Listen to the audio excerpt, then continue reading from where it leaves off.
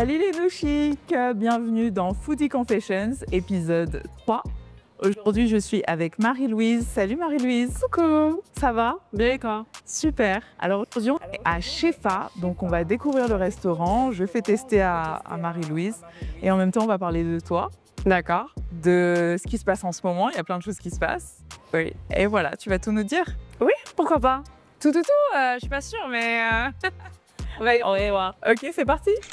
Alors Marie-Louise, on t'a pas vue depuis ton nouchique? Oui, le portrait, Le soirée, etc. Donc, qu'est-ce qui se passe dans ta vie depuis? Waouh, tellement de choses, tellement de belles choses. J'ai décidé de me représenter à Miss Côte d'Ivoire 2025 cette année. Je t'avoue qu'on a vu. Oui. On a vu et on... C'est vrai que j'ai fait une petite vidéo pour l'annoncer. Et après quoi, voilà, j'ai eu les présélections de Boaké. Contre l'avis de toute mon équipe qui me disait de ne pas faire Boaké, je l'ai fait. C'était très personnel pour moi. Boaké, c'est vraiment la ville où j'ai grandi. À Air France A. Salut tout le monde. Tout le monde m'a dit que comme quoi mes chances étaient vraiment minimes. Et là, j'ai eu tout Air France 1. J'ai une mobilisation incroyable qui est venue. Air France 1, je savais que comme quoi j'allais avoir du monde parce que ma mère a même des mosquées là-bas. Ok, d'accord. Oui, elle a plus de 4 mosquées là-bas. Ma mère est musulmane, mon père est chrétien. Et j'étais juste étonnée en fait de voir tout ça, tous mes amis d'enfance et de voir des personnes qui m'ont suivie aussi parce que j'ai eu le titre du coup Top Model Africa au travers de Miss Supranationale et ça fait vraiment plaisir. Pour moi c'était ça, je voulais pas gagner la couronne, je voulais gagner le respect des gens qui étaient là-bas. Après Miss Becquet, donc 2022, donc c'est un peu un retour en arrière que tu as fait, c'est ça? C'est ça. Pourquoi? Retour aux sources. Retour aux sources. Pour moi, je pense que les gens ont pu le comprendre. J'ai un parcours de Miss au point où même certains se disent mais est-ce que c'est un métier? C'est comment pour elle? Et non, pas du tout. Je suis aussi dans la gestion immobilière. Tu fais ça à temps plein, la gestion immobilière? Je fais ça sur le côté. C'est-à-dire que voilà, on a des biens familiaux. Et à côté de ça, pour moi, c'était plus que ça en fait. C'est quelque chose qui est très profond, car j'ai jamais voulu être Miss. Jamais. J'ai rencontré de mauvaises personnes. T'as jamais voulu être Miss? T'en es à ton 3e ou 4e concours? Je sais. Mais j'ai jamais voulu être Miss. C'est une recherche de dignité pour moi.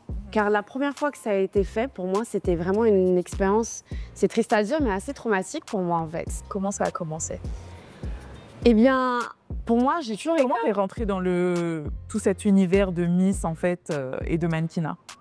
J'ai toujours voulu être mannequin, mais j'ai jamais voulu être Miss. En tant que franco-ivoirienne, j'ai grandi à Boaké, mais quand il y a eu la guerre, je suis allée en France.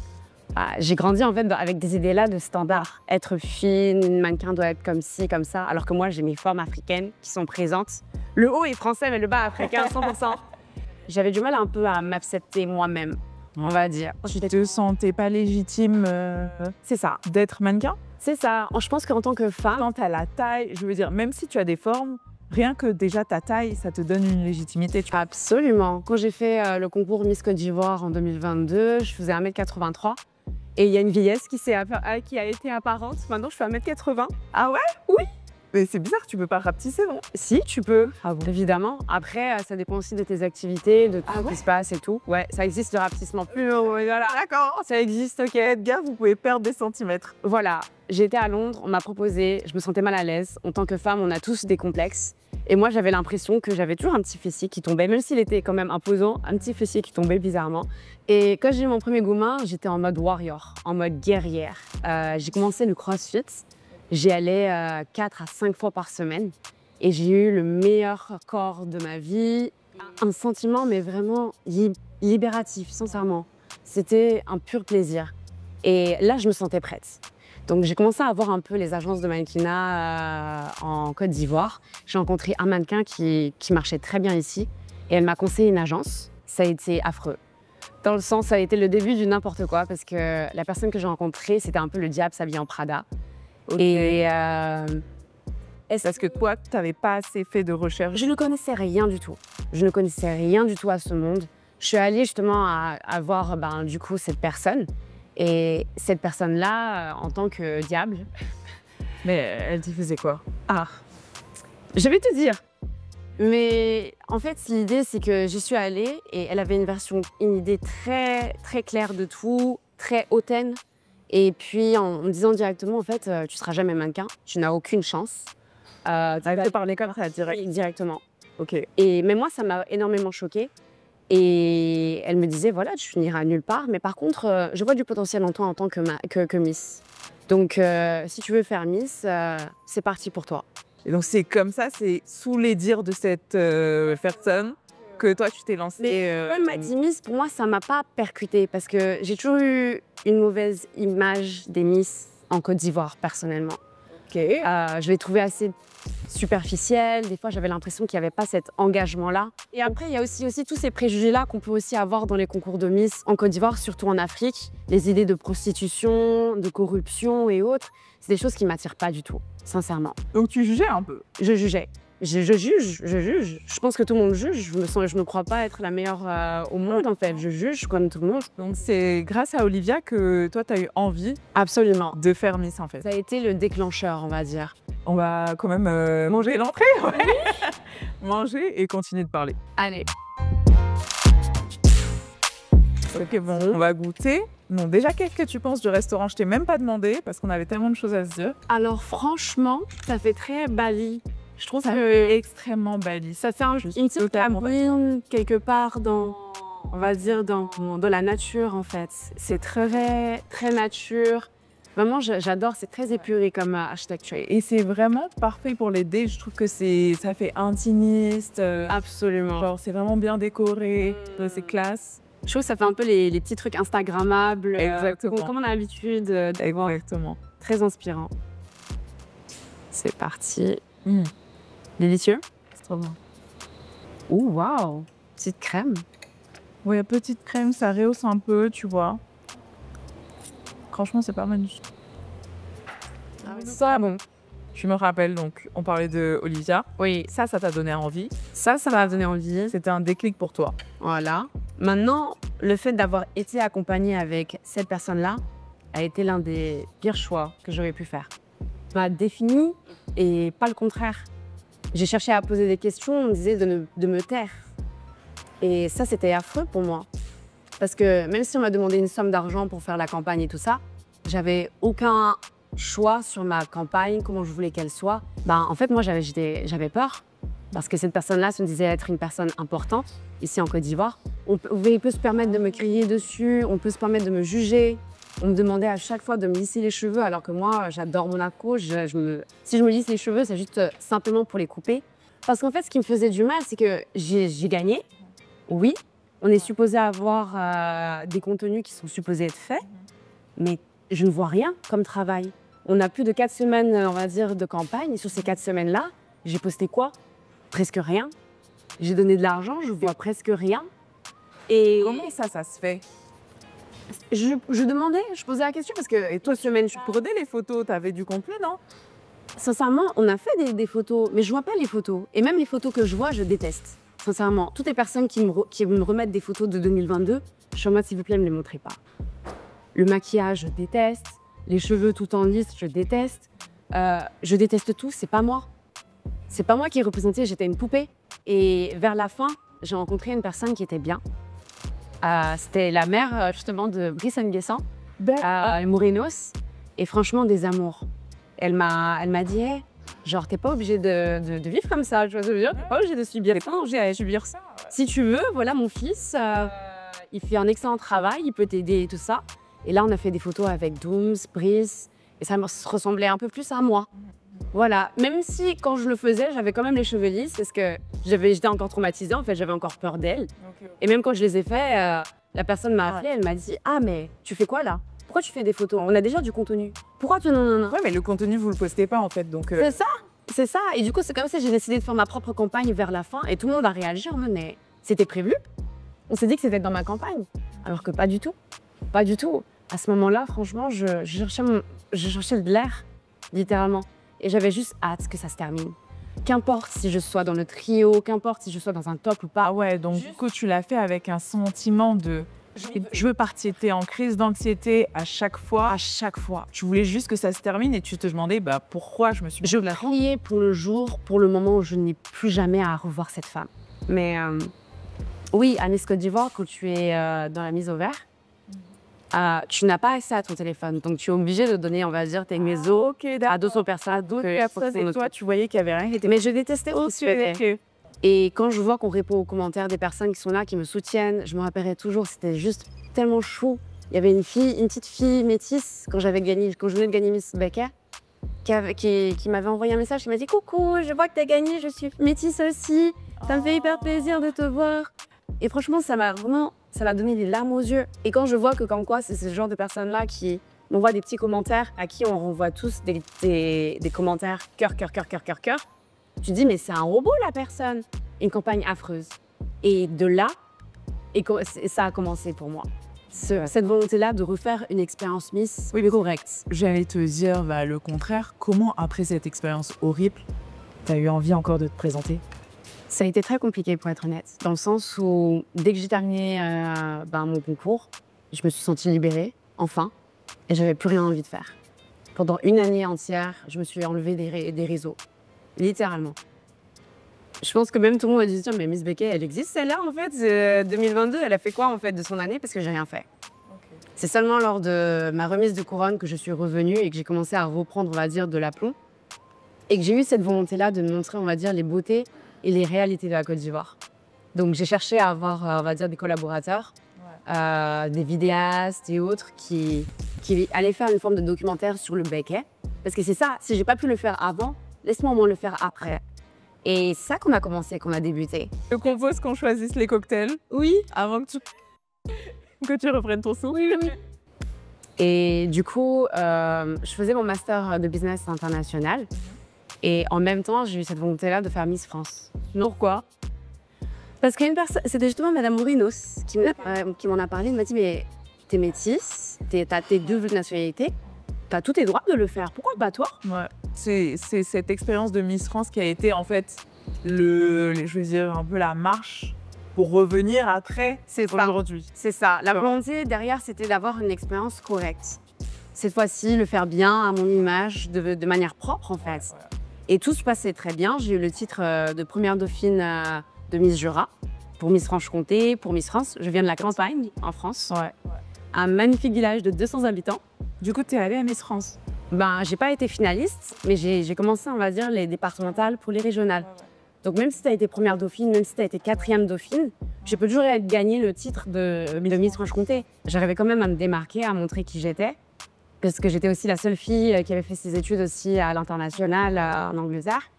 Et c'est dommage, parce que, on va dire, la finale de ce concours-là était en octobre, et mon master d'entrepreneuriat commençait aussi en octobre. Et mon école était catégorique. Donc j'étais très active dans la vie de l'école. Oui. Et malgré tout ça, ils m'ont dit sincèrement, non, on ne fait pas ça. Donc, tu dois être là et c'est comme ça, point barre. J'ai déjà payé mes études, je ne vais pas abandonner mes études pour un prix de Miss, même si ça me tient à cœur, mais je ne vais pas faire ça.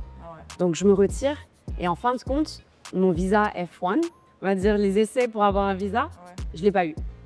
Ça a été compliqué, c'était trop tard en fait. Et du coup, mon école m'a dit en fait, non, tu viendras l'année prochaine. Et même tu viendras l'année prochaine, c'était exceptionnel parce que voilà, j'ai fait tout ça et ils ne pouvaient pas se permettre en fait. Ok, alors moi j'ai pris le Shepa Paradise. Et moi c'est Eden Sauvage. Bon santé. Santé. Nice. À nous. Au respect. Au succès, à la chaise.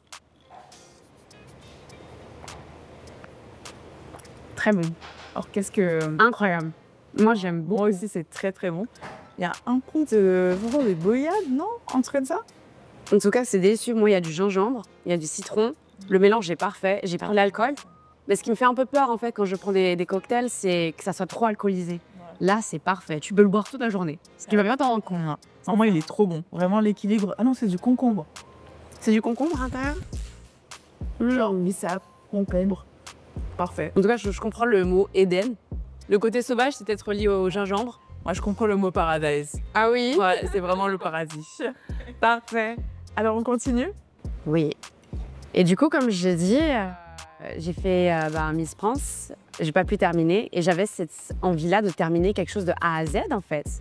Donc, j'ai l'opportunité de refaire la chose correctement sur le sol ivoirien. Je fais Miss supranationale Au départ, tout se passe bien, mais je suis une personne qui est très expressive. Je pense que toutes les personnes qui me voient sur les réseaux en ce moment voient que... en ce moment, tu bombardes. C'est ça, je bombarde et tout. Enfin, je ne le fais pas volontairement, mais je suis juste présente. Et en tout cas, sur les stories, je suis une personne qui est très expressive. Quand j'ai fait Miss Supranationale, j'ai rencontré une fille qui se disait être community manager. Et elle me disait, ah, ton profil, il est vraiment top. Tes photos magnifiques et tout. Franchement, magnifique, rien à dire. Par contre, tes stories, c'est du n'importe quoi. Tu dois avoir une image de marque, tu dois avoir maximum 4 stories par jour. Mais sincèrement, je pensais pas qu'il y ait un maximum de stories, tu vois. mais c'était ça en fait. Du coup, elle est. En fait, c'est triste à dire, mais j'ai eu cette expérience-là peut-être en 2022 avec ce diable. Mais le pire, c'est que là, récemment, en 2024, j'ai eu une amie, parce que je la considérais être une amie, qui était aussi pervers narcissique. Tu te fais beaucoup manipuler, j'ai l'impression. Enfin, Je me suis fait manipuler une deuxième fois, mais d'une autre il y manière. a une gentillesse, tu te donnes aux autres et du coup, parfois ça te dessert parce qu'il y a beaucoup de gens qui cherchent de l'attention, C'est ça. qui cherchent à être vus et qui ont profité un peu. Mais comme je dis là, tu peux être gaou, tu peux être niata. Si tu es de mouton encore là, c'est fini pour toi. C'est vraiment fini pour toi. Là, je peux plus être mouton. J'ai l'impression que sincèrement, après toutes ces expériences de Miss, mais c'est la vérité. C'est la vérité. Franchement, je peux pas être mouton aujourd'hui. Ok, on a bien mangé l'entrée, on a bien rigolé, on a bien parlé, on va passer au plat. Voilà, c'est parti.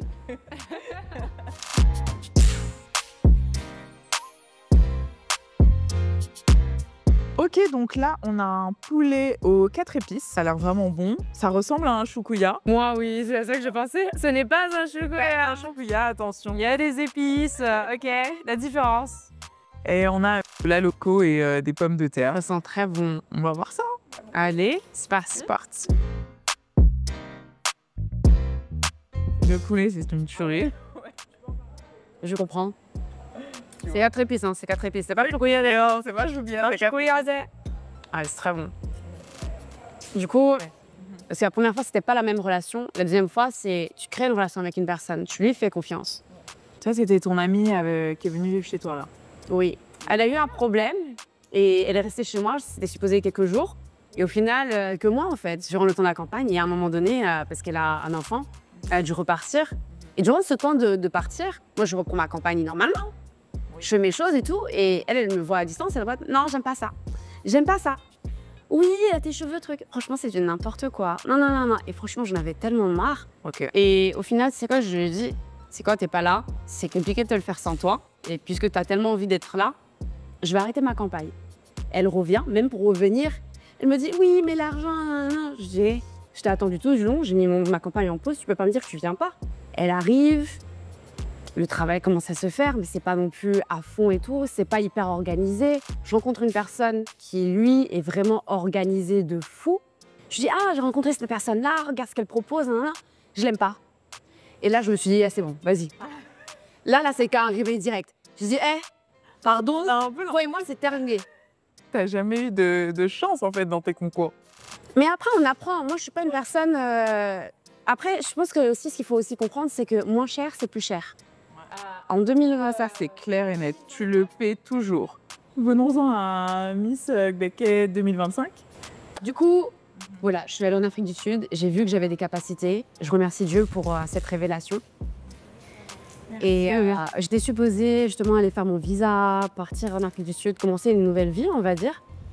Et j'ai vu que comme quoi Miss Côte d'Ivoire changeait leurs critères. Donc maintenant, ça passe jusqu'à 28 ans. À côté de ça, les anciennes Miss, parce que j'ai été Miss, ça c'est très compliqué. Quand tu as été Miss, tu n'as pas forcément la chance de le redevenir. Tu avais le droit ou pas, de base? Oui. Enfin, de base, non. C'était interdit. Mais après quoi, ils ont élargi vraiment les critères au point que si tu as été Miss Gagnoa l'année dernière, tu peux venir, enfin pas l'année dernière, 2 ans avant, tu peux te représenter. Donc, là, je le fais. T'arrives, tu te dis, je vais refaire Miss Côte d'Ivoire. Pourquoi tu te présentes à Bouaké si toute ton équipe te dit de ne pas te présenter à Bouaké? C'est personnel.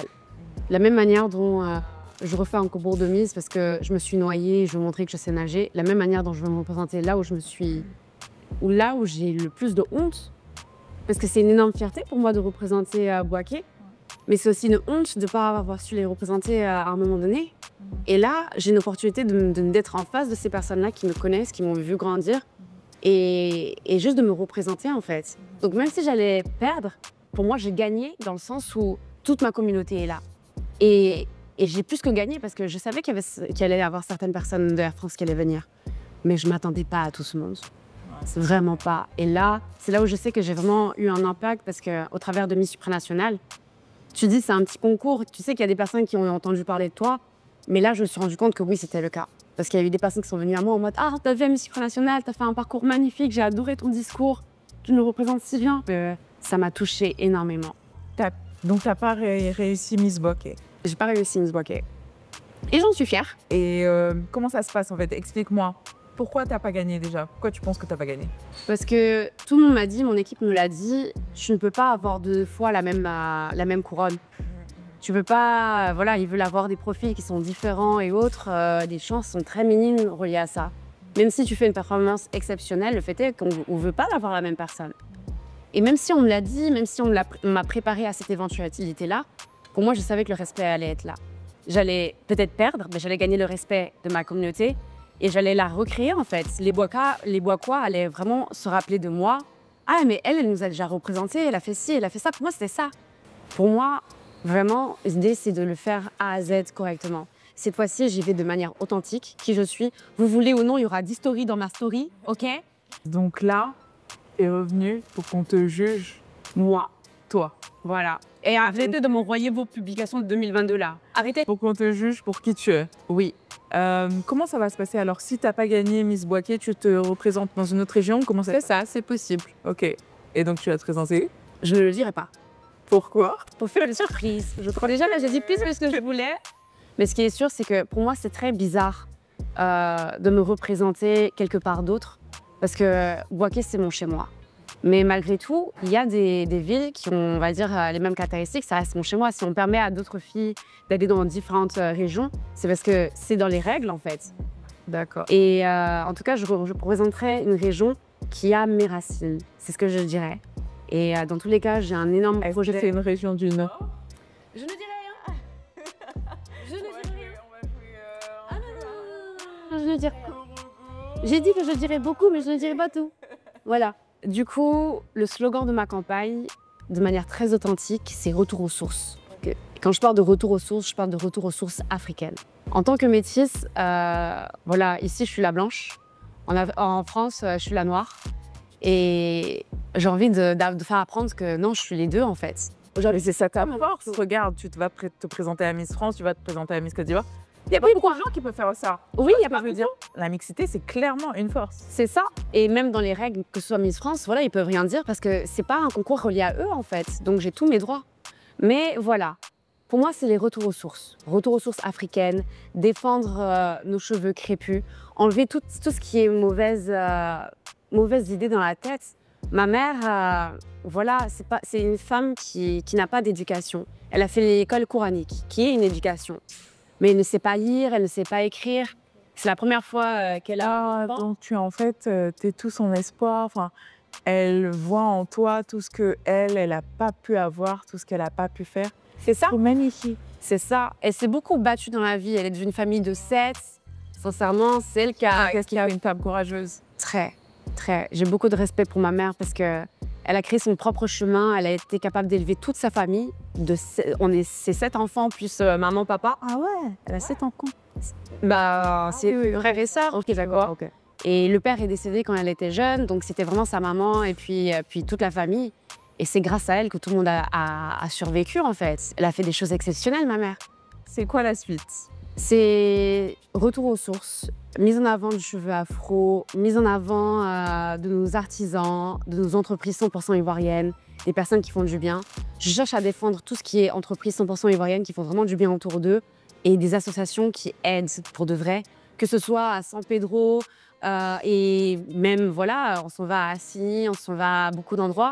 Voilà, il y a une montée des eaux qui est présente. Comment s'adapter à ce genre de choses-là? Il y a des associations aujourd'hui qui existent, qui mettent en place certaines choses. Je pense que c'est très beau tout ça. des ressources inexploitées. Tu t'identifies. Quand est-ce que tu vas nous dire Où tu vas te présenter du coup pour la Je vais dire quelque chose. Qui a dit non mais je pensais ce qu'on va le savoir. Il faut que tu Et elle dit que vous allez Écoute, savoir. là, on a mangé ensemble. Écoute, je t'ai invité à dîner. Tu es obligé de me dire au moins quand est-ce que tu vas nous dire. Ah bon? Ouais.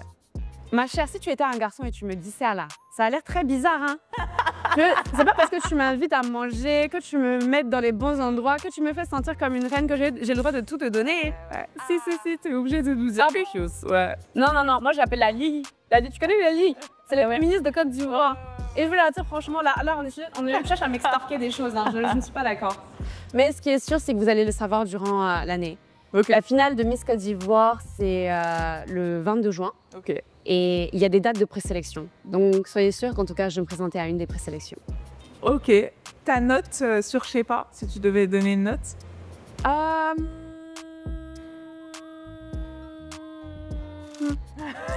C'est le plus long. 9,8 pour ne pas dire 10. Ok. Parce que voilà, là, elles sont gentilles avec nous et tout, mais on ne sait pas c'est quoi les réalités. Bécho. Exactement. En tout cas, franchement, l'esthétique est magnifique, l'architecture est magnifique. Je trouve que autant dans l'esthétique que de la nourriture, c'est homogène. Tu sens cette élément, Autant, ouais, harmonie. autant d'harmonie dans la nourriture que dans la déco. Je veux dire, tu rentres, tu sais que on est dans un thème africain, mais africain raffiné. On est dans l'élégance et ça se voit. Les plats sont vraiment bien assaisonnés, je trouve. On reste dans de l'africain, on a mangé de la loco, on a mangé du poulet, mais c'était différent. C'était pas du choukouya. Tu peux goûter la loco. Ouais, pas tout est la loco. Donc, salut les nouchiks, on va vous laisser. Sur ce, nous, on va finir de manger. On espère que vous avez aimé cette longue conversation que j'ai eue avec Marie-Louise. On se retrouve pour un prochain épisode de Foodie Confessions.